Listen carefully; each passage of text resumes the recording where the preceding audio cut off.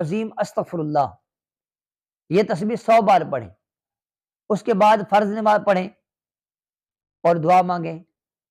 اگر کبھی ایسا ہو کہ سنت پڑھنے کے بعد جماعت ہو رہی ہو تو آپ جماعت میں شامل ہو جائیں، جو بقیہ تسبیح رہ گئی ہے وہ سورج طلوع ہونے سے پہلے پہلے پوری کر لیں۔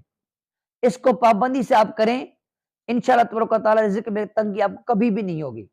یعنی اگر اب آپ کی کیفیت یہ ہے کہ آپ کسی سے لیتے ہیں نا، تو کل آپ کی کیفیت یہ ہوگی اس وظیفے کی برکت سے کہ آپ کسی کو دے رہے ہوں گے، یعنی آپ کے کسی کے مقروض نہیں ہوں گے، کسی سے قرض نہیں لیں گے، کسی کو قرض دیں گے اتنا آپ کے پاس آ جائے گا۔ تو یہ اس کی برکت ہے، اس لیے جو ہے آپ یہ وظیفہ کر کے دیکھیں، عمل کر کے دیکھیں انشاءاللہ۔ اسی طرح عصر کی نماز کے بعد یا اللہ یا رحمان یا رحیم، اسی طرح یا رزاقوں کی تسبیح مغرب تک پڑھیں اور دعا مانگیں، رزق کو برکت ہوگی۔ صبح کو نماز پڑھ کے